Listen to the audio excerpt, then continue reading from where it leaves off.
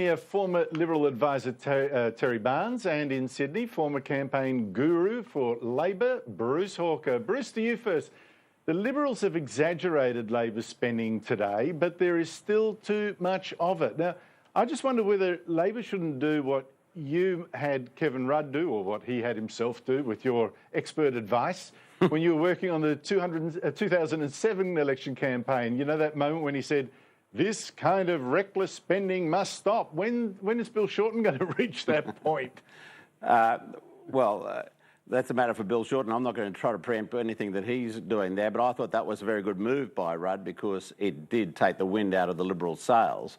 But unfortunately for the Liberals, they've taken the wind out of their own sails today in the way in which they misfired on this whole issue. I mean, I watched Channel 9 tonight. They called it confused and confusing, the press conference that Matthias Cormann and Scott Morrison did. On Channel 7, it was referred to as a muddle. $35 billion disappearing in the course of a press conference. You only get one really good go at these things, Andrew, and you've got to be very certain of your numbers when you do it. And unfortunately for them, and fortunately for Labor, they really made a mess of it. And when you get into claim and counterclaim in this area, it's a problem. You can't. But this is the point, Terry. You know, I thought the argument against the Labor's spending is so strong, you don't need to over-egg it, you know, but what's the difference to the public, whether it's 67 billion or 35 billion? It's lots, you know. Why do you need to exaggerate? Well, I think the first rule of politics, and particularly in an election campaign, is get your numbers right and be absolutely confident that they're right. But we have to remember this is week 3 of an 8-week campaign, so, you know, all is not lost to... No, it's not. But I think the thing is that every time the conversation comes back to costings and who pays and how much is paid, that's actually in Coalition's turf. So they can actually turn their stuff up today into a virtue, particularly going into the big debate between leaders on Sunday. And if they can get it right and keep people thinking about this reckless spending, because I haven't seen since the campaign started any announcement by Labor of a cut or a save. They say it's coming. Oh, yeah, they say it's coming, but when? I mean, all these... No, but they did do a save to, what was it, private colleges, and there was a huge cost cut there, but, you know, to favour state-funded colleges. But Bruce, just on that, Andrew... must come, surely, doesn't it, with cuts? Sorry, say that again? That moment must come when Labor starts talking seriously about cuts, about budget bottom line, sure. And I think they should come out with the MacGuffin. They should come out with, hey look, our budget bottom line, all right, we've arrived at it by hiking up taxes, but it's better than the Coalition's. That must be the secret weapon they must have up their sleeve, surely. Well, I think they can also point to the fact that spending has increased under both Turnbull and Abbott, but certainly under Turnbull in the last 12 months, and there have been 50,000 jobs which have gone, full-time jobs which have gone on Turnbull's watch. So they can actually point... No, that's not good enough. That's not good enough. They're both as bad as each other. I don't want both as bad as each other. See, that's I want one better. Andrew, that's where it's a problem for the Coalition, because, you know, their rhetoric doesn't actually match the reality of what they've been doing. They have been spending. Debt has increased by a very big amount since they took over in 2013. In fact, it's $100 billion more than it was at the last PFO in 2013. So they've got a problem in this area, and I think they will still win the argument Bruce, on balance. Your argument is... No, I think they'll still win the argument on balance, but it's not a strong one. Yes, we're spending, but you're spending. I mean, you know, this is... You know, in the land of the... we're both going blind. I mean, what's the... In the land of the blind, the one-eyed man is king. Yeah, well, I knew I had something. Yeah, thank you. But we don't have a king, but they're both blind. That's the problem. Look, I think the problem here, Andrew, is that the way that Bill Shorten and Labor are shelling out money left, right and centre, they're still the party of protest. They are not the party of potential government. Except, mate, when you tried with Tony Abbott to say, listen, the good times are over, how about a Medicare co-payment to at least slow that thing? You got slaughtered. I thought it was a great idea, but you got slaughtered. Bruce was on every TV station I could see saying it was a joke of a policy. Oh, Look being what encouraged by you, Andrew. Look, I'm still... I'm still here to tell the tale, but the thing is that the government in 2014 tried to be responsible. They made a complete hash about how they sold it, but they tried to be responsible. And look, I mean, what we have at the moment is a coalition that actually is going to the electorate saying, we are going to not promise everything, but when we do things like tax cuts, we're going to actually focus on business and actually get the economic engine room going, as opposed to handouts and simply sort of rewarding every protest that's been going since September 2013. Yeah, it's like a tip at the door every time. And by the way, the freeze on GP rebates, that will lift. There's another $1 billion or something.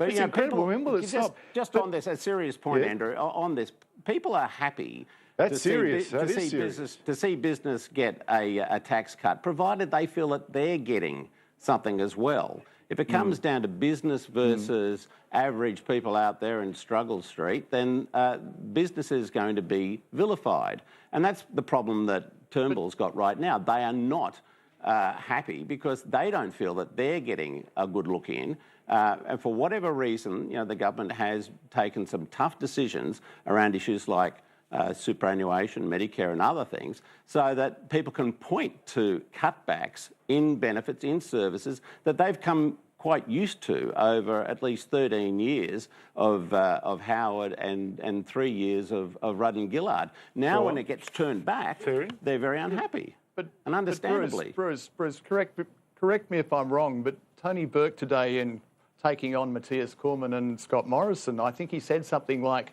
the electorate has a clear choice, $50 billion of tax cuts to business or more money for Medicare, schools and hospitals. I mean, which one is it? Well, I can tell you this, if that is a referendum issue on which people are going to vote, watch out Malcolm Turnbull, because they will go for the benefits in Medicare and education over a tax cut, a tax cut or a handout to business. It's as simple as that. And anyone that thinks anything different is living in a very different place. Is living in a very different place, and it's called Mars. Bruce, we had a fantasy, John Stone and I, earlier in the program. Oh my God, I apologise to viewers. I apologise to viewers for the technical issues. I thought it was my earpiece. It was in fact the mic, and you lost out too. But Bruce, the fantasy being, you know, punishing Malcolm Turnbull so heavily he'll only just win and then he'll be out and then someone we prefer come back in. We're dreaming, aren't we? I mean, I don't actually see traction in the polls in the marginal seats that suggests Labor's going to win many seats at all. What do you see? Well, I'm seeing the overall polling, which shows that the government hasn't made any inroads on Labor's, albeit narrow, majority in the term of this a campaign, and maybe it will change, but until we actually see what's happening in the marginal seats, seat by seat, it's very hard to say.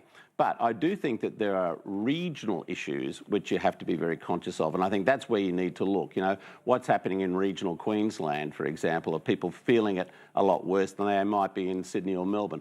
Answer is probably yes, particularly in the coal mining areas and in the export areas. What's happening in the Northern Territory where they've got an unpopular CLP government? Looks like they'll pick up Solomon. What's happening down in South Australia? Another problem.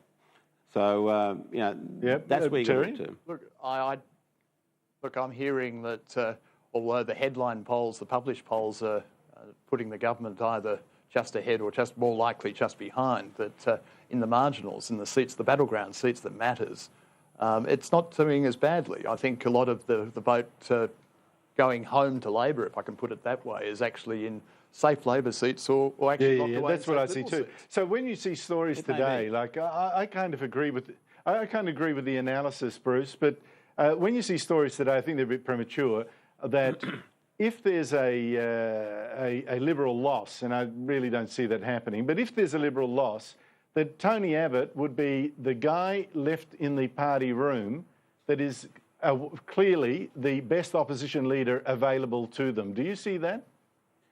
He's a very effective opposition leader, no doubt about that, and credit to him and to Peter Credlin and others around him for what he was able to do in opposition. He was just a very bad Prime Minister. That's his problem. And I think No, but the that's- point being, they would choose him, wouldn't they? as opposition leader, if they lose, well, I don't know that they're going to go back to Tony Abbott. I think Tony Abbott would love to see that happen. I don't think that would happen, but I think they would go back to a Conservative. I don't think they would flirt any more with this division that exists inside the Liberal Party at the moment. Yep, you've got 20 seconds. What do you reckon? I think it's hypothetical. I don't think the coalition is going to lose. I think a lot of the disaffected voters will come home when they realise that Bill Shorten is actually going back to Rudd and Gillard. Except, of course, Terry, there's the Senate. And I think a lot of people will still park a protest vote in the Senate and leave whoever wins with an unworkable Senate, just as unworkable as this one. But listen, we've run out of time. Bruce Hawker, Terry Barnes, thank you so much for your time. Tomorrow, we've got not just Mark Latham, but we've also got Senator Steve Conroy, the defence spokesman of Labor, the first time I think has surfaced since police raided his office in a very controversial move last week. But for now, hang on, because we've got Latham again. That man's everywhere with Alan Jones. But for me, for now, it's good night.